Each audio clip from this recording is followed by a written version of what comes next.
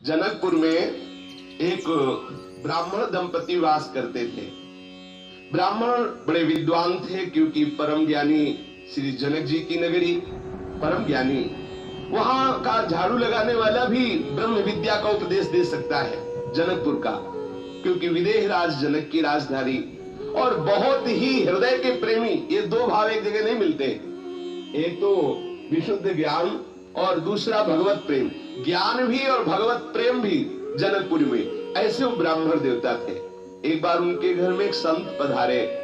उन्होंने संत भगवान से प्रार्थना की कि हमारा ब्याह होते हुए तो बहुत समय हो गया, लेकिन कोई संतान नहीं हुई। आप हमें वो उपाय बताएं जिससे किसी परम भागवत भक्त का जन्म हो और हमें भगवत प्राप्ति हो। उनका दोनों बातें आपकी पूर्ण हो जाएंगी यदि आप संत सेवा में रुचि रखें। ब्राह्मण देवता ने उन संत भगवान का आदेश मानकर संत सेवा प्रारंभ की। संत सेवा में निरंतर रत रहते और बड़े विद्वान थे, इसलिए बड़े बड़े जजमानों के यहाँ जाते तो कुछ न कुछ धन संपत्ति प्राप्त होती, उससे वो संत सेवा में मग्न रहते। पत्नी भी सुंदर सुंदर भोग बनाती और संतों को पवाती। प्रयाग में कुंभ पड़ा, 1 महीने कुंभ में रह करके उन्होंने खूब संतों की सेवा की। जब वो कुंभ से अपने घर जनकपुरी में आए तो कुछ ही दिनों में गर्भ रहा। बड़ा आह्लाद हुआ पिता को कि संतों की कृपा से गर्भ रहा तो जरूर हमें कोई महाभागवत पुत्र प्राप्त होगा। भगवान भी बड़े लीला विहारी हैं और विचित्र लीला विहारी हैं। जैसे जैसे गर्भ बढ़ने लगा वैसे वैसे ब्राह्मण देवता बीमार होने लगे, और जेव ही बालक प्रकट हुआ तेव ही ब्राह्मण देवता पधार गए। जब ब्राह्मण देवता पधार गए तो अकेली वो ब्राह्मणी क्लेश पूर्वक उस बालक की रक्षा करने लगी। ब्राह्मणी ने कहा कि प्रयाग के द्वारा कुंभ में जाने के कारण फिर वहां से जब आए तो ये गर्भ रहा, इसलिए इसे हम प्रयाग दत्त नाम देते हैं। प्रयाग दत्त अर्थात प्रयाग के द्वारा प्रदत्त बालक। कुछ ही अभी बालक घुटनों के बल ही चल रहा था कि घर में आग लग गई। ये है भगवान की कृपा। चाहिए किसी को? ये है भगवान की विशुद्ध कृपा। पुत्र होते ही पति पधार गए और पुत्र भी घुटनों के, प्रयाग दत्त जी अभी घुटनों के बल ही चल पड़ा रहे थे कि घर में आग लग गई किसी कारण से। बच्चे को लेके बचाने के लिए दौड़ के बाहर मां निकली, पूरा घर जल के स्वाहा हो गया। अब तो पक्का हो गया कि बालक बड़ा ही अनिष्टकारी है। जब गर्भ में आया तो पिता बीमार हो गए, जब ये प्रकट हुआ तो पिता पधार गए। देखो अभी घुटनों के बल ही चला तो पूरे घर में आग लग गई। अब तो जो जजमान उनके पति के प्रभाव से आते भी थे अन्न धन देने, वो भी आना बंद कर दिए कि उनका लड़का जो हुआ है ये बड़ा अनिष्टकारी है, उस घर में जो भी जाएगा उसका अनिष्ट हो जाएगा। और ये पता नहीं कि ये लड़का कोई साधारण पुरुष नहीं, ये महापुरुष प्रगटा हुआ है। लेकिन बड़ी विचित्र लीला भगवान और भगवान के भक्तों की है। ये प्रयाग दत्त जी महाराज जब धीरे धीरे घुटनों के बल चलने लगे तो कोई कोई विशुद्ध संत आते थे। उस समय भी संत जन जो है वो भगवान की कृपा का परिचय जानते हैं। प्रिया प्रीतम के प्रेम में छके हुए, प्रिया प्रीतम के चरणारविंद के मद से उन्मत्त हुए, आंखों से प्रेम अश्रु रूपी पुष्प उनके चरणों में चढ़ाते हुए ये उन्मत्त होकर भूमि को पावन करते हुए भ्रमण करते रहते हैं। ऐसे महात्मा जन ही कभी कभी इन ब्राह्मणी के घर आते। हालत ये स्थिति हो गई कि ठीक से पेट भरने की भी व्यवस्था नहीं रह गई, क्योंकि वही छोटा सा बालक प्रयाग दत्त, कोई जजमान आते नहीं। पंडित जी तो प्रभावशाली थे, जिनके प्रभाव से धन संपत्ति जजमान लोग देते थे। बड़े कष्टपूर्ण जीवन बीतने लगा। किसी भी तरह वो मांग करके कैसे भी, कोई कोई उदार ऐसे थे कि दे देते थे, जिससे बच्चे का पोषण और अपना पोषण करते थे। भगवान श्री कृष्ण की अद्भुत महिमा वही भगवान श्री राम के रूप में है, कोई दूसरे नहीं है। एक दिन वो बालक अभी 8 वर्ष का ही हुआ होगा। ये मात्र 200 वर्ष पहले की बात है।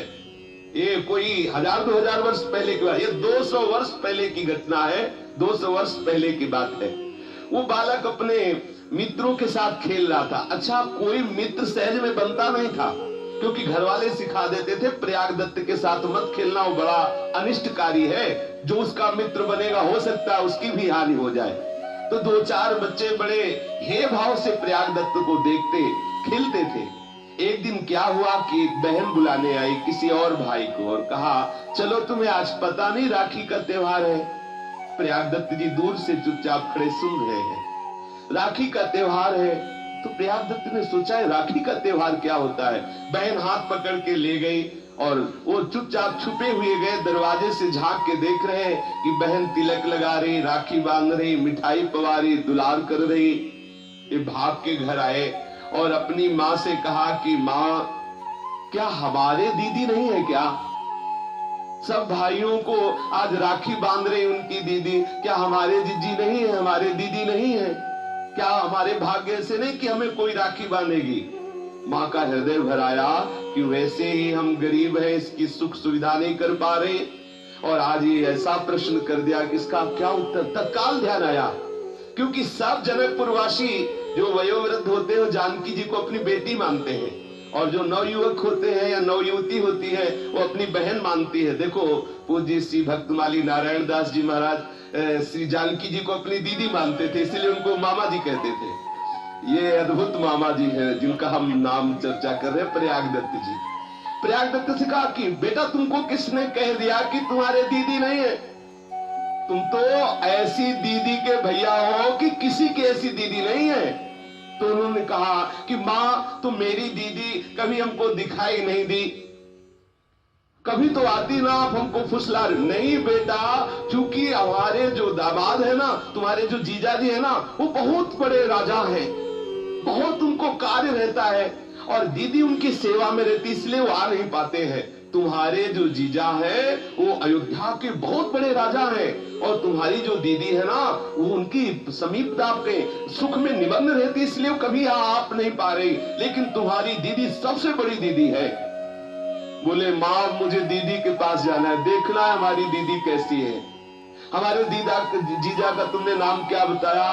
बोले वो चक्रवर्ती सम्राट, उनका श्री राम नाम है। बड़ा सुख मिला।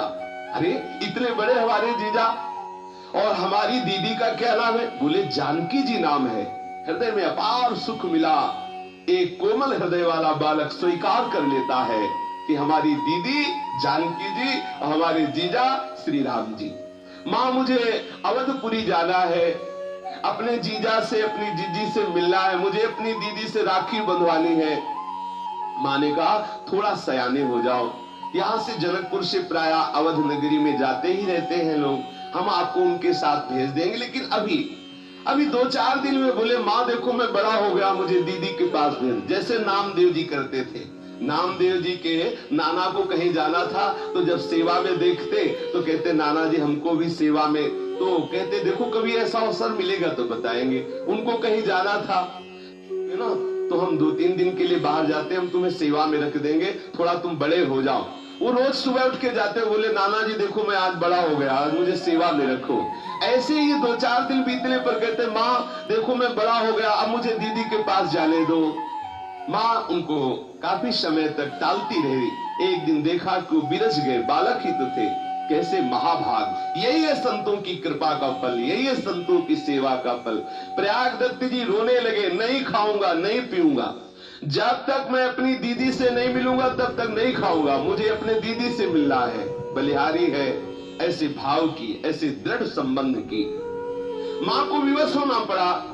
जनकपुरी में पता लगाया कि कुछ भगत लोग अवधपुरी जा रहे थे, उनको आत्मबल मिला कि अपने इस 8 वर्ष के बालक को उनके साथ कर देंगे तो सुरक्षित अयोध्या पहुंचा देंगे और कनक भवन में सियाराम के दर्शन करा के पुनः लिवा लाएंगे। ऐसी भावना से उन्होंने कहा देखो बेटा जब हमें तुम्हें भेजना ही है दीदी के पास तो 1-2 दिन और रुक जाओ, हम कोई व्यवस्था कर ले, क्योंकि बेटी के यहाँ जब जाया जाता है तो कुछ न कुछ दिया जाता है। प्रभु प्रेम को ही पाते हैं। ये जो अंदर से भाव उठ रहा है ना कि हमें अपने प्रभु को कुछ पवाना है, इसी भाव के अधीन हो जाते हैं प्रभु। अब वो बेचारी गरीब ब्राह्मणी, ना रुपया न पैसा न कुछ, दूसरे के घरों में जाती और कहती कि हमें कुछ चावल दे दीजिए, हमें चावल की आवश्यकता है। वैसे ही जाया करती तो प्राय लोग हटा देते या कोई दे देते, पर आज भगवत कृपा से कुछ अच्छे चावल मिल गए थोड़े से। वो चावल ला करके उनको पीस करके और उनमें कुछ मीठा मिला करके बनाया, जिसको कसार कहते हैं।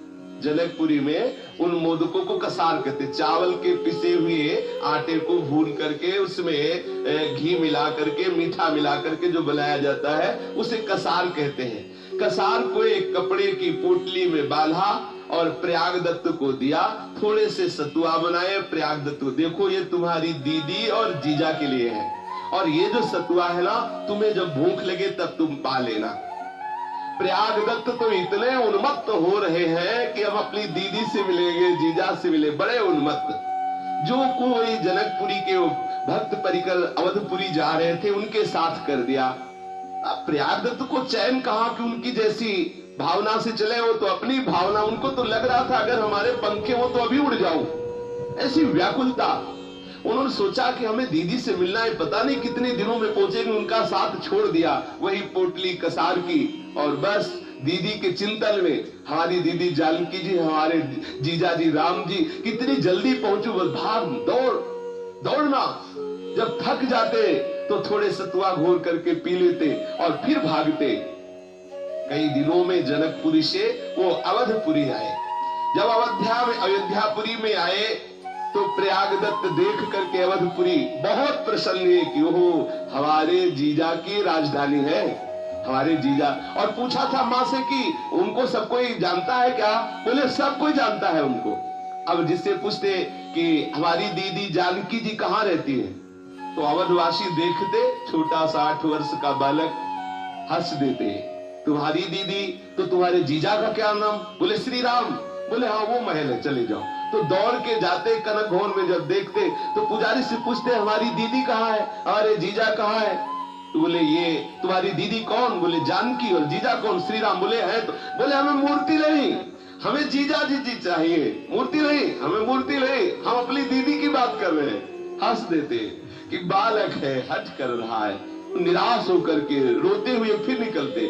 फिर कोई संत पूछते क्या बात है बेटा, क्यों रो रहे हो? बोले हमारी दीदी नहीं मिल रही। तुम्हारी दीदी कहाँ रहती है? बोले यही अयोध्या में रहती है। अच्छा तो तुम्हारे जीजा का क्या नाम? श्री राम। और दीदी जानकी। बोले वो महल है ना। बोले वो मूर्ति नहीं, हमें दीदी चाहिए। ये ऐसा हठ। और सब संत हंस देते, कोई तो सुन के उपेक्षा कर देता, बालक है।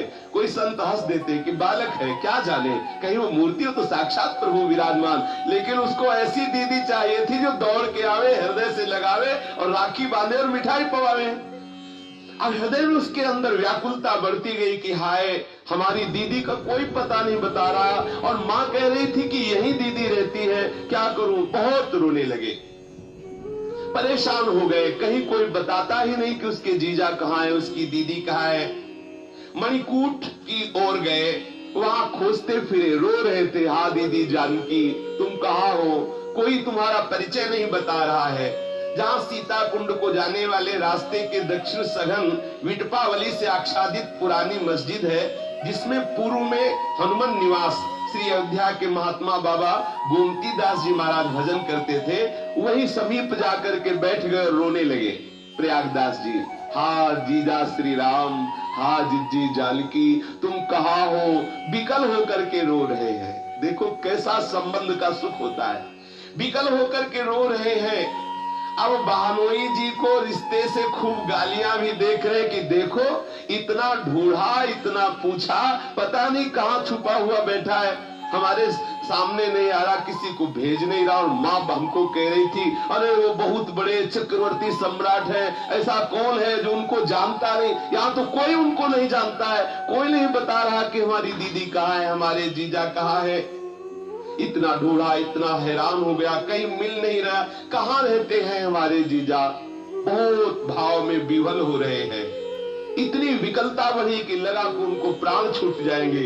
इतने में ही सुनाई दिया, आवाज सुनाई दी, राजाधिराज चक्रवर्ती महाराज परब्रह्म परमात्म स्वरूप अखिल कोटि ब्रह्मांड नायक परात परेश भगवान श्री राम पधार रहे हैं। दृष्टि गई तो देखा विशाल श्वेत हाथी, उसके ऊपर स्वर्ण की झूल पड़ी हुई है, विशाल सिंहासन, उसके ऊपर 9 किशोरी किशोर विराजमान है, छत्र लगा हुआ है, चंवर डुलाए जा रहे हैं, जय जयकार हो रही। श्री राम नाम सुनते ही रोम रोम खिल उठा। हमें लगता है माँ कह रही थी जीजा राजा, हमें लगता है जीजा ही आ रहे, और बगल में देखा कि जीजी मुस्कुरा रही है। ओहो, आनंदित हो गया, खड़े हो गए। इतने में जितने पीछे जय जयकार करने वाले थे सब पीछे रुक गए। हाथी नजदीक आया, श्वेत रंग का विशाल हाथी, और वो घुटने टेक करके बैठ गया। दौड़ करके सेवक जनों ने सुंदर स्वर्ण की सीढ़ी लगाई। करुणा निधान प्रिया प्रीतम धीरे धीरे उतर करके नीचे आए। जानकी जी दौड़ के गए, भैया प्रयागदत्त हृदय से लगा। ओहो, श्री जानकी जी के हृदय से लग के जैसे छोटा बालक अपनी गुस्सा नहीं प्रकट करता, छोटे छोटे ऐसे हाथ बांध के, दीदी तुम अभी तक कहाँ थी, हमने कितना ढूंढा। बहुत जानकी जी हृदय से लगा रही, दुलार कर रही है। भैया तुम इतना परेशान क्यों हो रहे हो? इसलिए कि इतना ढूंढा, कोई तुम्हें बता नहीं रहा था। तो बोले भैया हमारा पता सहज में सबको नहीं चलता, हम ऐसी जगह रहती है जहां सबको पता नहीं चलता, कोई विशेष ही होते जो मेरा पता जानते हैं। अब देखो, अब तुम्हें कोई क्लेश नहीं होगा, अब हम तुम्हारे समीप आ गई है। जानकी जी ने पहले उनकी भावना के अनुसार राखी बांधी, और जानकी जी ने कहा अच्छा मिल चुके, अब हमको ये बताओ कि माँ ने हमारे लिए क्या भेजा है। बोले हाँ हाँ, एक फटे से कपड़े में वही चावल के पिसे हुए कसार श्री लाडली जी को अर्पित करा। हाँ, लाडली जी ने अपने कर कमल से लिया और प्रभु को पहले पवाया, और फिर आप पाया, और फिर अपने भैया प्रयागदत्त को पवाया। ओहो, जो ही प्रियाजू और प्रीतम जू का उच्छिष्टामृत मिला, रोम रोम आनंद से भर गया, अश्रुओं की धार बहने लगी, पूर्ण विद्या का नाश होकर चिदानंद तत्व में स्थिति हो गई। क्योंकि प्रभु का साक्षात दर्शन हो रहा है। प्रिया जी दुलार कर रही है कि भैया अब तुम चिंता मत करो, अब तुम बिल्कुल चिंता मत करो, हम तुम्हारे ही पास सदैव अब रहेंगी। प्रगट में या अंतर में तुम कभी हमको दूर नहीं देखोगे। दुलार कर रही है। धीरे धीरे उनके आंसू रुके। अब वो प्रयागदत्त जी मानो मन ही मन अपनी दीदी को देख करके कुछ बातें कर रहे हैं, और मन में सोच रहे हैं कि वो जो अन्य भाई थे उनकी दीदी ऐसी नहीं थी जैसी हमारी दीदी है, हमारी जैसी दीदी ऐसी तो किसी की दीदी नहीं। माँ ठीक कह रही थी, 9 किशोरी, ऐसा स्वरूप सौंदर्य कि जो प्रभु के भी माथे पे पसीना आ जाए, ऐसा सौंदर्य प्रियाजू का। जनकपुर में फूल की बगिया में, फूल बगिया में, पुष्प वाटिका में जब पहला दर्शन भगवान श्री राम जी ने जानकी जी का किया तो माथे पे पसीना आ गया सरकार के। ऐसी सौंदर्यता श्री जानकी जी की है। ऐसी सुंदर दीदी को देख करके बहुत आनंदित हो रहे हैं प्रयागदत्त जी। फिर श्री जानकी जी ने कहा देखो भैया हमसे मिल लिए, अब हमारे प्रभु को और भी कार्य रहते हैं, अब आप पहले सीधे जाइए और माँ को जाकर के प्रसाद दीजिए और कहिए कि हम दीदी से मिलके आ गए हैं, उनको खुशी होगी, फिर तुम लौट के अयोध्या चले आना, एक बार तुम्हें जाना होगा। इतना कहकर श्री जानकी जी अपने प्रभु श्री राम के साथ उस सुंदर हाथी पे सवार हुई। प्रयागदास जी ने देखा हाथी चला गया, मूर्छित होकर गिर पड़े। फिर अंदर से अब वो मूर्छा विरह की नहीं है, आनंद की है। आंखों से अश्रु झर रहे। प्रगट में तो देखा चले गए, लेकिन रोम रोम में रम गए। हृदय का कोई ऐसा कोना नहीं जहां उनके जीजा जीजी न बैठे हो। हर जगह उनको अपने प्रिया प्रीतम, अपने बहन बहनोई दिखाई दे रहे हैं। अब तो ये ध्यान में विवल होकर वाणी रुद्ध हो गई, नेत्रों से अश्रु प्रवाह हो रहा है, और 24 घंटे मूर्छा की अवस्था में रहे। 24 घंटे बेहोश पड़े रहे वही। दूसरे दिन जब प्रातः काल हुआ, शीतल मंद सुगंध वायु फैली, तो उनके हृदय में कुछ शीतलता पहुंच रही। उधर एक महान संत निकल रहे थे। उन्होंने देखा है सुंदर सुगौर सुकुमार अवस्था को प्राप्त बालक कैसा बेशुद्ध होकर, कैसा विचकित होकर के रो रहा है, कैसे पड़ा है। निकट जाकर के जब देखा तो इतने भागवतिक परमाणु, क्योंकि अब ऐसे थोड़ी भगवत साक्षात्कार किए हुए महापुरुष है प्रयागदत्त जी। रोम रोम खड़ा हो गया उन संत भगवान का। स्पर्श किया तो उनके भी आनंद के अश्रु बहने लगे। पूछा क्या बात है, क्या परेशानी तुम्हें है, क्यों रो रहे हो? यद्यपि वो ठीक से बोल नहीं पा रहे थे, इतना प्रेम से कंठ अवरुद्ध था, आंखों से आंसू बहकर कपोलों को भिगो रही थी, वो बोल नहीं पा रहे थे। फिर भी धीरे धीरे कुछ बोलने का प्रयास कर रहे थे। महात्मा जी ने उनका हाथ पकड़ा और कहा, चलो हम जिस गुफा में रहते हैं वहां आप आराम से बैठो, फिर बातें होंगी। गुफा में ले गए, प्रयाग दत्त को वहां विराजमान किया, मुंह धोया, सुंदर जल पिलाया, सावधान करते हुए पूछा, क्या हो क्या गया? जब पूछा तो फिर रो पड़े प्रयाग दत्त जी, और रोते हुए बता रहे, जो ही ये बात सुनी कि अरे इनका श्री जानकी जी के प्रति दीदी भाव, प्रभु के प्रति जीजा भाव, और ऐसे मिलन हुआ, और महात्मा का हृदय इतना आर्द्र हो गया, द्रवित हो गया, आंखों से अश्रु बह रहे हैं। प्रयाग दत्त के भी आंखों से अश्रु बह रहे हैं और महात्मा जी के भी आंखों से अश्रु बह रहे हैं। कुछ देर तक कोई नहीं बोल पा रहा, ना महात्मा जी बोल पा रहे हैं, ना प्रयाग दत्त जी बोल पा रहे हैं। को किछु कही न को किछु पूछा, प्रेम भरा मन निज गति छूछा। अपार आनंद में दोनों महापुरुष डूब रहे हैं।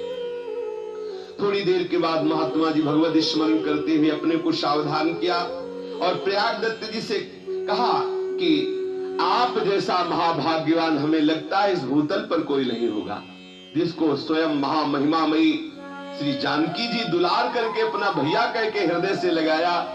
हम सब जानकी को मां मानते हैं, प्रभु को पिता मानते हैं। आज से तो हमारे मामा जी हुए, क्योंकि जानकी जी के भाई कौन होंगे? जो जानकी जी हमारी माँ के भाई कौन होते? मामा होते, छोटे से मामा जी। और जानकी जी के संबंध से उन महात्मा जी ने उनको कहा कि प्रयाग दत्त जी आप तो महान भाग्यशाली हैं, त्रिभुवन में आप जैसा कोई भाग्य वाला नहीं है। घड़ी रात गई, बातें सियाराम जी की ही चल रही थी। इतने में देखा बड़ी सुंदरी सुंदरी कुछ नौ किशोरी आई और उन्होंने कहा, लो ये कुछ भोग प्रसाद है, 2 थाल स्वर्ण की थी, इनको पाओ, आज हमारे घर में कोई उत्सव था, उसी का हम प्रसाद लेके आए हैं। महात्मा जी ने समझा कि किसी अयोध्या में किसी घर में उत्सव हुआ होगा तो कोई प्रसाद, और वो थालें जो थी बड़े बड़े पत्तों से ऊपर से ढकी हुई और नीचे भी पत्तल बिछाकर सामग्री रखी गई थी। अगर वो महात्मा जी देख लेते कि इतनी कीमती थाल है तो शायद न लेते, इसीलिए पत्तों से ढकी हुई थी। लिया और जो ही दोनों ने प्रसाद पाया तो विशेष आनंद, अपार आनंद, क्योंकि और किशोरिया कोई नहीं थी, श्री सियाजू की दासियां थी और ठीक महल का भोग उनके समीप लाया गया था। थालियां देखी तो अद्भुत स्वर्ण, प्राकृतिक स्वर्ण नहीं, दिव्य स्वर्ण से युक्त थालियां। दोनों महापुरुषों ने प्रसाद पाया और पूरी रात भगवत चर्चा में, श्री सियाराम जी की चर्चा में व्यतीत हुई। अब प्रयाग दत्त जी से महात्मा जी ने कहा, देखो ये थाल तुम अपने घर ले जाओ। अरे बोले, तुम्हें समझ भी है कि नहीं? हमारी माँ हमको बहुत डांटेगी, हमारे यहाँ बेटी का कुछ नहीं लिया जाता, हमारे यहाँ बेटी का कुछ लिया नहीं जाता, बेटी को दिया जाता है। ठीक है हमारी माँ के पास गरीबी है नहीं कुछ, तो भी माँ हमें डांटेगी। ये थाल आप अपने पास रखो, हम घर नहीं ले जाएंगे।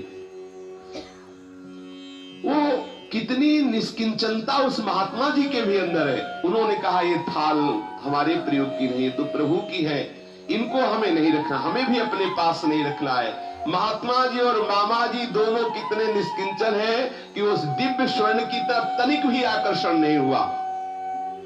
सहृदय मामा जी और सहृदय महात्मा जी दोनों एक दूसरे के नेत्र में नेत्र मिलाए हुए थोड़ी देर डूबे रहे श्री प्रिया प्रीतम के चिंतन में, लोकोत्तर प्रेम का रसास्वादन कर रहे हैं।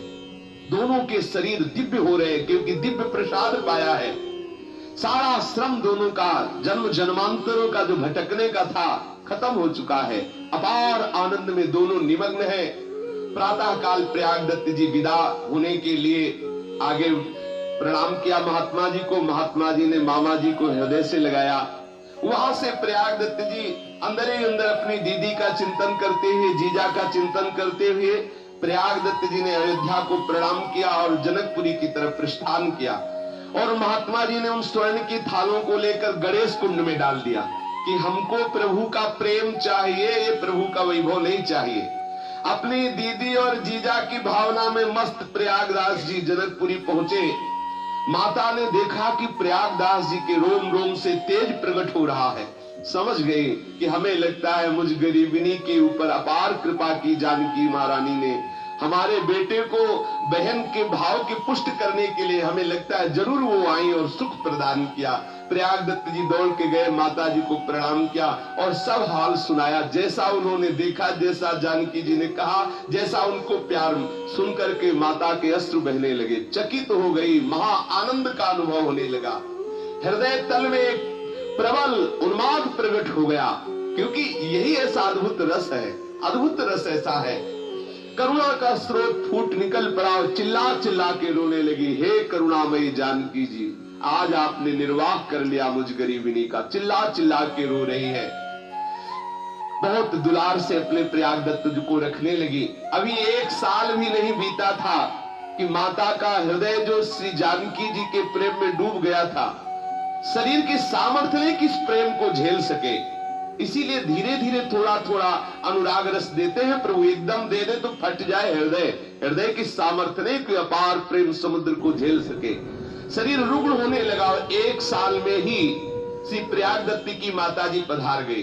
अब प्रयाग दत्त जी अकेले रह गए, घर में और कोई था नहीं। वैराग्य हृदय में था ही, किसी विषयों के प्रति अनुराग था नहीं। अब हृदय में एक व्याकुलता होने लगी कि जब मां ही नहीं है तो मुझे यहां रह के क्या करना है। यद्यपि हमारी जानकी बहन की ये नगरी है, इसीलिए रह रहे थे, अब मुझे अपनी दीदी के पास जाना है। इतने में एक जमींदार ब्राह्मण थे, उन्होंने प्रयाग दत्त जी से कहा, तुम चिंता मत करो, बहुत ही सुंदर हमारी पुत्री है, हम अपनी पुत्री का ब्याह तुमसे कर देंगे और सारी संपत्ति तुम्हारे नाम कर देंगे। वो प्रतिष्ठित ब्राह्मण थे और प्रयाग दत्त जी का तेज ऐसा प्रकट था कि कोई भी नहीं स्वीकार करता। प्रयाग दत्त जी ने वो बात सुनी तो उनके हृदय में और आग लग गई कि अरे, मुझे अपनी दीदी के पास जाना है कि मुझे ब्याह करके संसार को स्वीकार करना है। जिसको अमृत फल मिल जाता है फिर वो विष फल की तरफ क्यों दृष्टि करेगा।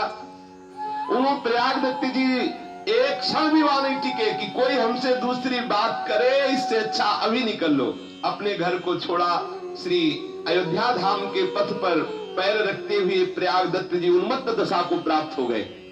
अपनी दीदी के पास पुनः जा रहे हैं, फिर उन्मत्तता उनके हृदय ऐसी उतावली हुई कि कैसे मैं जल्दी पहुंचूं, अपनी दीदी से पुनः मिलूं जा करके।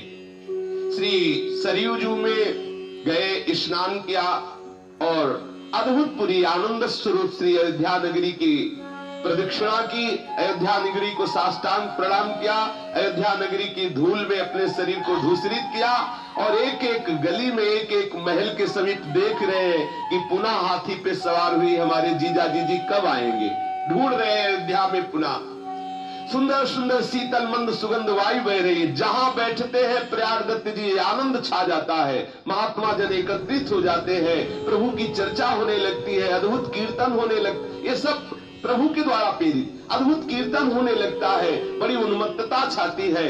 धीरे धीरे प्रयाग दत्त जी की ऐसी स्थिति होने लगी कि अब जिधर दृष्टि डालते हैं, कभी कोई लीला स्फुरित हो रही प्रभु की, कभी कोई लीला, ऐसे खुले नेत्र उनको दिखाई दे रहा है। सियाराम जी का नित्य लीला विहार, कैसे कैसे कौन कौन सी लीला हो रही, ऐसा अद्भुत आनंद में डूबे रहने लगे। उनके हृदय में एक भाव बैठ गया, झाड़ियों के आसपास बैठते और अपने जीजा जी का ध्यान करते कि हमें पुनः वही रूप देखना है जिस रूप से हमसे मिलने आई थी। बार बार ढूंढते, हृदय में उनके एक विरह प्रकट हुआ कि प्रभु आप हमसे प्रकट आके क्यों नहीं मिल रहे, हे जानकी जू आप हमसे प्रकट क्यों नहीं मिल रही।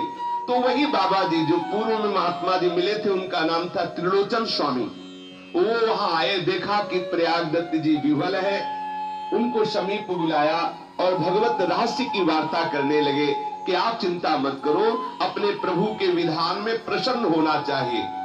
तीव्र वियोग से युक्त प्रयाग दत्त और उन महात्मा जी की श्री सियाराम जी के प्रति अद्भुत अद्भुत लीलाओं की चर्चा होने लगी। धीरे धीरे सत्संग के प्रभाव से उनका विरह कुछ शांत हो रहा है। फिर दोनों ने भगवत प्रसाद पाया। दूसरे दिन प्रातः काल प्रयाग दत्त जी श्री त्रिलोचन स्वामी जी के चरणों में लौट गए। त्रिलोचन स्वामी जी ने वात्सल्य पूर्वक उन्हें उठाया। महात्मा जी तो पहले से ही आकर्षित थे, जानते थे कि भगवत प्राप्त महापुरुष है। परम श्रद्धा से श्री प्रयाग दत्त जी ने निवेदन किया कि प्रभु अब मुझे संसार मार्ग में कदम तो रखना नहीं है, अब मुझे वैराग्य की दीक्षा दीजिए। और मैं वैराग्य से युक्त होकर निरंतर अपने बहन बानोई का चिंतन करता हुआ इसी अवध धाम में जीवन व्यतीत करूंगा। महात्मा तो ढूंढते हैं कोई ऐसा महान शिष्य मिले जो भगवत अनुराग से युक्त हो। इनका हृदय खिल उठा त्रिलोचन स्वामी का, और उन्होंने अपने उमड़ते हुए दुलार से उनको वैराग्य की दीक्षा दी, अद्भुत प्रेम में मंत्र प्रदान किया, लंगोटी अचला प्रदान की। अब प्रयाग दत्त जी से इनका नाम हो गया प्रयागदास जी। यद्यपि शिष्य भाव से थे, फिर भी वो भी महात्मा इनको मामा जी कहते थे, क्योंकि जानकी जी को सब प्राय माँ की भावना से कि सियाराम जी हमारे माता पिता है तो हमारी अम्मा के भाई मामा ही तो होंगे, तो इसीलिए सब इनको, अब जो भी महात्मा सुनता है इनकी महिमा तो इनको सब मामा जी कहते। अब पूरी अयोध्या में मामा जी, अब जो भी आता बोले मामा प्रयागदास जी। अब जिस गली से निकलते तो छोटे छोटे लड़के जो अयोध्या के बच्चे थे वो मामा जी मामा, और ये उन्मत्त एक अचला ओढ़े एक अचला लगाए बड़ी मस्ती में, तो इनके साथ खेलते, कोई इनको छेड़ता मामा जी, और सब भूल गए, सब मामा जी, बड़े बूढ़े सब मामा जी, इसीलिए इनका नाम मामा प्रयागदास जी हुआ। इनके हृदय के समस्त कमल खिल उठे थे, क्योंकि जिसके हृदय में ऐसा प्रभु से संबंध होता है, प्रभु का साक्षात दर्शन हो जाता है, अब उसको कुछ करना बाकी नहीं रहता। कुछ रात गए, प्रयागदास जी की दशा कुछ ऐसी चढ़ी कि वे सोते ही उठ पड़े और बीहर जंगल में जाकर घूमने लगे। फिर तो यही ढंग रहा, नींद नाती निकल पड़ते, देखते कहीं किसी लीला का चिंतन करते, कभी प्रभु की किसी और लीला का चिंतन करते, जिधर निकल जाते उधर ही चलते चले जाते। कहाँ जा रहे हैं कुछ होश नहीं है, कब खाया कब पिया कोई होश नहीं, वस्त्र है कि नहीं कोई होश नहीं है, निबंध है अपने प्रभु के प्रेम में। दिन के दिन रात की रात का कोई पता नहीं, कब रात हुई कब दिन गया। ऐसी दशा में न खाने की सुध, न पीने की सुध, न और कोई चिंता, न सोने की परवाह। ये अखंड योग निद्रा में स्थित है, अखंड भाव दशा में स्थित हो चुके हैं। कोई प्रेमी दुलार करके मामा जी को हाथ से पवा देता तो पा लेते। ऐसी परमहंस स्थिति थी कि इनको ये याद भी नहीं रहता कि हमें भोजन पाना है। जब कोई बहुत बार कहता इनके मुंह में कवल देता तो पा जाते। कुछ ऐसी स्थिति पूज्य राधा बाबा की भी देखी गई है। ऐसे कितने महापुरुष हुए जिनको भगवत प्रेम आवेश में शरीर की शुद्धि नहीं रहती थी। बिखरे हुए केस, शरीर में अवध की धूल लगी हुई, आंखें चढ़ी हुई, उन्मत्त श्री सियाराम जी के प्रेम में गलियों में अयोध्या के घूमते रहते। आसपास के जो ही देखते खड़े हो जाते और इनका सम्मान करते, क्योंकि अभी कोई विशेष अवस्था नहीं है, लेकिन विशेष स्थिति है इनके हृदय में। दिव्य देह और दिव्य भाव दोनों भी प्रयागदास जी के पास थे। उनका शरीर भी दिव्य हो गया था और उनका भाव भी दिव्य था। श्री हरि के प्रति जिसका ऐसा भाव होता है वो जगत का बंदनी हो जाता है, त्रिभुवन उसकी वंदना करता है। हृदय देश में जब प्रीतम बसा हो तो उसको देव देव कहते हैं। वही सर्वदेवमय जिसके हृदय में प्रीतम विराजमान हो जाते हैं, प्रकट हो जाते हैं प्रभु। ऐसे उन्मत्त होकर प्रयागदास जी अयोध्या की गलियों में भ्रमण कर रहे थे।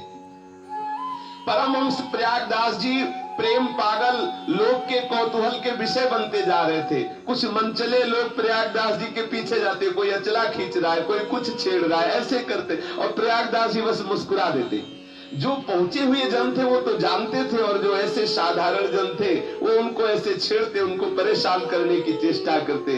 लेकिन ऐसी उन्मत्तता प्रेम की थी कि इसका कोई प्रभाव उनके ऊपर न पड़ता। उनकी नशीली आंखों में एक विलक्षण चमत्कार था। कभी उनकी आंखों से आंसू बह रहे, कभी आंखें ऊर्ध्वगति आकाश की तरफ देख रही है। चाहे कोई कितना भी साधन कर ले, बिना संबंध के ऐसी स्थिति ले जाती। इसीलिए अपने वृंदावन धाम में संबंध की महिमा है कि आपका प्रभु से संबंध क्या है। सिद्ध सदगुरु की कृपा और प्रभु का भगवत साक्षात्कार किए हुए ये प्रयागदास जी उन्मत्त होकर विचरण कर रहे थे। एक बीहर स्थान को देखा तो भाव चढ़ गया कि हमारे जीजा जीजी को तो अवध के मालिक दशरथ जी ने वनवास दे दिया कैकेयी के कहने पर। अरे जीजा तो समर्थ है, हमारी जीजी इतनी सुकोमल नंगे पैरों। बड़ी व्याकुलता हुई कि अरे हमारे जीजा जीजी को नंगे पैरों से वन में टहलना पड़ रहा है। अब जो भी आता तो इस भाव से देखते कि कोई भेंट चढ़ा दे, तो अब सिद्ध संत उनकी भावना के अनुसार भेंट चढ़ने लगी, बस भेंट अपने अंगोछा में बांधने लगे। जितने पैसे मिलते बड़े प्यार से बांधने लगे। जब लोगों ने देखा पैसे लेने लगे तो और चढ़ने लगे पैसे। काफी मात्रा में उन्होंने पैसे इकट्ठा किए। फिर उन्होंने 3 जोड़ी जूते बनवाए, 3 जोड़ी बढ़िया सुंदर जूते बनवाए, श्रृंगारित करके बढ़िया बढ़िया उनमें बूटे सजा करके सोने चांदी के ऐसे सुशोभित ऐसी पादुकाएं देखते ही सुख का अनुभव हो। 3 पादुकाओं की रचना करवाई, जितनी बढ़िया बन सकती थी उतनी बढ़िया बनवाई। फिर 3 सुंदर तोषक बनवाए और 3 सुंदर पलंग बनवाए, क्योंकि श्री लक्ष्मण जी और प्रभु श्री राम और उनकी बहन श्री जानकी जी तीनों वनवास में ना 3 जोड़ी जूते, 3 पलंग और 3 तकिया और गद्दा व्यवस्था की उस पैसों से। और बड़े विचित्र तीनों ऐसे क्रम से पलंग बनवाए, बड़ा वाला राम जी के लिए और फिर छोटा वाला जानकी जी के लिए, उससे छोटा लक्ष्मण जी के लिए, और तीनों एक के ऊपर एक सेट, उसके ऊपर गद्दा तकिया, उसके ऊपर जूता अपने सर पे रखा। और कहा जा रहे हैं चित्रकूट, जीजा जिज्जी और जिज्जी के देवर तीनों नंगे पैर न रहे, इसलिए जूतियां पूरा। ये है अलमस्तों की मस्ती, ये है भगवत प्रेमी महात्माओं की महिमा। अब वो बड़े भाव से एक के ऊपर एक रख के और मस्ती से, बड़ी मस्ती से झूमते हुए जाके डांट लगाएंगे कि खुद तो परेशान है ही, हमारी जीजी को भी परेशान कर रहे हैं। अरे बनवास तुम्हें दिया था, तुम जाते, हमारी जीजी को क्यों ले गए? अंदर ही अंदर के बस मिलते ही उनको डांट लगाएंगे। मस्त होकर के जा रहे हैं। अब मामा जी वहां से 3 पलंग ला दे, देख ले भाव की दशा। अयोध्या से 3 पलंग और 3 गद्दा और उसके ऊपर तकिया, उसके ऊपर 3 जोड़ी जूते रख के अलमस्ती से जा। खाना न पीना, पहले जीजा को जूते पहना ले, जीजी को पहना ले, उनके पलंग और आराम करे, फिर पानी पिएंगे। ये है मस्ती, ये है संबंध की। इसी में तो प्रभु रिझते, इसी का तो प्रभु इंतजार करते कि कोई हमारे लिए इतना तड़पे। अब चित्रकूट में पहुंचे, जहां चित्रकूट में देखते कहीं कुसा, कहीं कांस, कहीं कंकड़, तो उनका हृदय छिल जाता है। हमारी दीदी ऐसे रास्तों पे चल रही नंगे पैर, और बानोई को कोसते कि ये कितने निर्दयी है जो हमारी इतनी सुकुमार दीदी को भी नंगे पैर चला रहे हैं। जब स्फटिक शिला के उस परम रम्य प्रदेश में पहुंचे तो उनका हृदय शीतल हुआ। अब तीनों पलंग स्फटिक शिला के पास बिछाए, तकिया रखे, गद्दा बिछाए और जूती रख करके इंतजार कर रहे हैं कि जीजा और जीजी और उनके देवर जी यहाँ पधारे। बैठे इधर उधर देख रहे, जब देखा कि नहीं आ रहे तो सोचा कि शायद है कि हमें देख के सकुचा रहे हो, तो एक झाड़ी में जाके बैठ गए। प्रभु भाव को देखते हैं, वही बनवासी स्वरूप भगवान श्री राम का, वही लक्ष्मण जी का, वही जानकी जी। देखो कितनी भाव की दशा। पहले देखा राजाधिराज का स्वरूप, अब देखा बनवासी श्री राम, बनवासी श्री लक्ष्मण जी और जानकी जी। आंखों में आंसू, रोमकूप जो है खड़े हो गए देखते ही। भाग करके दौड़ के गए और कहा कि कहां था हमारी जीजी को लिए डोल रहे हो? देखो कितनी कैसी कठोर भूमि, कितने सुकोमल चरण। जानकी जी राम जी की तरफ देख रही है, राम जी जानकी की डांट लगा रहे राम जी को कि आपको सोचना चाहिए ना कि चलो आप ठीक है, समर्थ हो, लेकिन क्या कमी थी वहां अयोध्या से आप इनको लिवा लाए? अरे आप बनवास जाते, हमारी दीदी को क्यों बनवास ले आए? चलो अच्छा बैठो, तीनों को पलंग में बैठा ला लगे। प्रभु जैसा प्रयागदास मामा जी कह रहे वैसे कर रहे, बैठे। चलो जानकी जी से कहा कि आप पहले अपने चरण लाओ। नहीं नहीं, पहले जीजा को पहनाया जाता है। अच्छा तो पादुका ली, पहले जीजा श्री राम को पहला। देखो कितने बड़े भाग्य। ये मत समझो कि कोई कथा हो रही 200 वर्ष पहले की बात। आज भी ऐसे कितने भक्त हैं जिनके साथ ऐसे प्रभु लीला विहार करते। मामा जी ने सुंदर पलंगों में अपने जीजा जिज्जी और लक्ष्मण जी को बैठाला, तीनों को पादुकाएं पहनाई और दूर हट करके देख रहे शोभा। कैसा वो बनवासी स्वरूप प्रभु का नव किशोर अवस्था है, करोड़ों काम मूर्छित हो जाए ऐसा स्वरूप है। नील सरोरु नीलमल नील नीलधर श्याम, आहा कैसा है तो प्रभु, कितना नव किशोर स्वरूप। और श्री जानकी जी अद्भुत सुंदरता का स्वरूप है। और लक्ष्मण जी को क्या कहला है, बड़ी उत्सुकता से आंखों में आंसू भरे हुए देख रहे हैं। मन में भाव आ रहा है कि अब बस हमारी यही सेवा रहेगी, जहां ये चलेंगे इनके साथ तीनों पलंग लाद के चलेंगे और शयन इसी में करवाएंगे इनको। बस हम तो इनके साथ रहेंगे, पलंग लेकर, और इनको डांटेंगे कि तुम जूता के बिना नहीं चल सकते, पादुका पहननी पड़ेगी तुमको, और पलंग ले चलेंगे, वहीं बिछाएंगे इनको रखे, और हम सुंदर सुंदर फल लाएंगे, इनको पवाएंगे। बड़ा हृदय में आनंद उमड़ रहा है, विह्वलता हो रही है। प्रभु बोले देखो भाई, हमें वनवास मिला है इसलिए हम तुम्हारे पलंग पे रोज नहीं सो सकते, वो तो हम तुम्हारी इच्छा पूर्ति के लिए अभी बैठ गए, अब तुम पलंग में तुम सोया करो, हम पलंग में। और बोले पादुका, बोले पादुका भी नहीं पहन सकते, पिता का ऐसा आदेश है कि वनवास में पादुका नहीं पहनना और वनवास में पलंग पे नहीं सोना, इसलिए हम तुम्हारे इनको स्वीकार कर लिया है, पर अब 14 वर्ष के बाद ही इन पर शयन करेंगे। तुम ऐसा करो, तुम इनमें शयन किया करो, तुम चिंता मत करो। जानकी जी ने कहा तुम चिंता मत करो, हम बड़े सुख से हैं, ये जितने वनवासी जन सब हमारी सेवा करते हैं, और ये तुम्हारे जो जीजाई जी है ना, ये हमें बहुत सुख देते हैं, इनके समीप रहने मात्र से हमें महासुख की प्राप्ति होती है। तुम ऐसा मत सोचो कि इनके संग रहने से हमें कष्ट मिल रहा है। प्रयागराज जी ने कहा कि तुम तीनों जो है एक ही बात रख रहे हो, हमारी तरफ तो कुछ सोचो ना। तो लक्ष्मण जी ने कहा कि अगर हमको ले चलो तो चलो। उनका हाँ ठीक है, आपको ही ले चलेंगे। तो लक्ष्मण जी ने कहा चलते तो, पर प्रभु चले तो चल। बोले देखो अभी मजाक कर रहे हो हमसे, पहले कह रहे हम चले। प्रभु ने कहा आप जाओ, ये पलंग ले जाओ और जाकर के अयोध्या में रहो, मस्ती से इसी पलंग पे सो, चिंता मत करो, समय होते ही हम वापस चले आएंगे। ये अभी 200 वर्ष पहले, 200 वर्ष पहले की बात। अब क्या करते, जानकी जी का भी आदेश हो गया, तो जब दीदी का इशारा हो गया तो फिर वही सब खाट के ऊपर खाट और उसके ऊपर गद्दा फिर रखे। कितने अलमस्त महापुरुष है। फिर रख करके और वहां से चले। अब विश्राम करने का भी उनके हृदय में भाव नहीं, क्योंकि वो तो भाव में डूबे हुए हैं।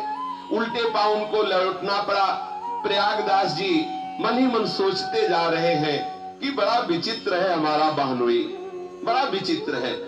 अरे थोड़ी सी दया हम पे कर देता, कम से कम वो दोनों भाई वनवास चले जाते, हमारी दीदी को हमारे साथ कर देता तो हम अयोध्या लेकर के चले आते। बड़ा विचित्र है, कोई भी हमारी बात नहीं सुनता। इस घोर जंगल में हमारी दीदी को लेते चले जा रहे हैं। न जाने कैसे हमारी दीदी को कष्ट का अनुभव जितना जितना होता कैसे दूर होगा। बड़े नेमी बनते हैं, कहते पलंग में नहीं बैठेंगे। मुझे साथ नहीं लिया, कहते हमको किसी को साथ नहीं रखना है। लौटने की बात कही तो बड़े चतुरताई दिखा रहे कि हमको अपने पिता की आज्ञा पालन करनी है। कह रहे जंगल में बड़ा सुख है। अरे माना हरे भरे पेड़ पल्लव है, जब हमारी दीदी पंछियों को देखेंगी, हिरन को देखेंगी तब तो सुखी होंगी, लेकिन जब बाघ को देखेगी तब मन में सोच रहे, वापस तो हो रहे। बोले जब बाघ को देखेंगी तब। देखो कितने कुछ काटे हैं ये, इनको तो कुछ पता नहीं चलता। जहां सोने के महलों में सुंदर सुंदर सैया पे हमारी दीदी भोली भाली है, वहां शयन करती थी, अभी फुसला के ले आए और जंगलों में भटका रहे हैं। बस मन ही मन अपने बालोई श्री राम जी के प्रति प्रयागदास जी अंदर से गुस्सा हो रहे हैं और हमको जबरदस्ती लौटा दिया अयोध्या को पास। ये छोटा वाला भी बड़ा खोटा है, कह रहे था कि हम चलेंगे साथ, लेकिन वो भी हमारे साथ मजाक कर दिया और चले रहे। बड़े मुस्कुराते हुए प्रभु देख रहे प्रयागदास जी को, सब ऐसे ही लादे प्रयागदास जी अवध की तरफ चल रहे। मंदाकिनी चित्रकूट में स्नान किया। प्रयागदास जी ने पुनः अपना वो पलंग आदि को उठाया। अब वो पलंग थोड़ी है, फूल से भी कम वजन वाला, क्योंकि उसमें प्रभु विराजमान हो चुके हैं। वो चिदानंद में है, आनंद स्वरूप है। अयोध्या की तरफ चले तो थोड़ा ही चले तो देखा अवध आ गई। तो उन्होंने कहा अभी तो नहा के हमने चित्रकूट में पलंग रखा, हमें लगता है कि हमें होश नहीं रहा, हम कई दिन से चल रहे हैं और अवध आ गए सामने। जीजा जीजी की कृपा से चलना नहीं पड़ा, चित्रकूट से सीधे अवध धाम। कई दिनों तक वो ये बकते रहे अपने जीजा जी को। जो भी संत महात्मा मिलते बस उनसे यही शिकायत करते कि बड़े विचित्र है, बड़े कठोर है, हमारी दीदी को जंगल में भटका रहे हैं, ऐसा वैसा। और महात्मा जन सुन करके आनंदित होते कि मामा जी कितने महाभाग्य में स्थित, कितने महाभाग्यशाली है कि अपने श्री सियाराम जी के ऐसे प्रेम में उन्मत्त है। अब ये क्या करते हैं कि पलंग के ऊपर पलंग, पलंग के ऊपर पलंग, उस पे गद्दा बिछा के और जैसे राजा महाराजा और क्या ठाठ से सोते। कभी कभी कोई महात्मा कहते कि प्रयागदास जी तुमने विरक्त भेष तो ले लिया, कुछ भजन वजन नहीं करते, मामा भांजे का कुछ लगता है ऐसा। कभी कभी कोई विरोध कर देते। तो प्रयागदास जी उस दिन जिस दिन विनोद किया संत ने, तो नीम के नीचे अपना वो पलंग के ऊपर पलंग ऐसे, और एक करवा रखते थे मिट्टी का जिसमें जल, उस पलंग के तीन पलंग के ऊपर तोसा गद्दा सब बिछा आराम से लेटे हुए थे।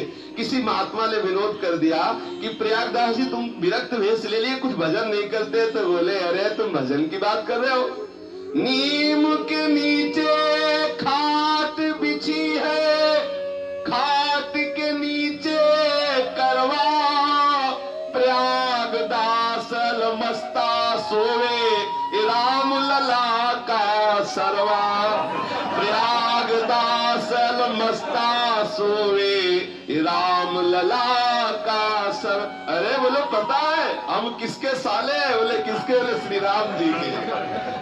अब हमें भजन करना, और वास्तविक जिसका संबंध दृढ़ हो गया उसको भजन करना पड़ेगा। भगवत प्रसादी स्वरूप पलंग में बादशाह की तरह पड़े रहते।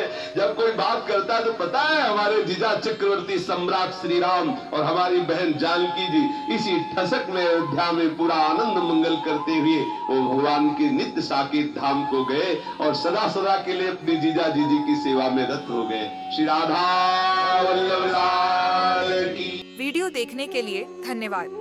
अगर आप भी प्रेमानंद महाराज जी के सच्चे भक्त हैं, तो चैनल को सब्सक्राइब करें और बेल आइकॉन को दबा दें, जिससे अगली बार महाराज जी की वीडियो सबसे पहले आप तक पहुंचे।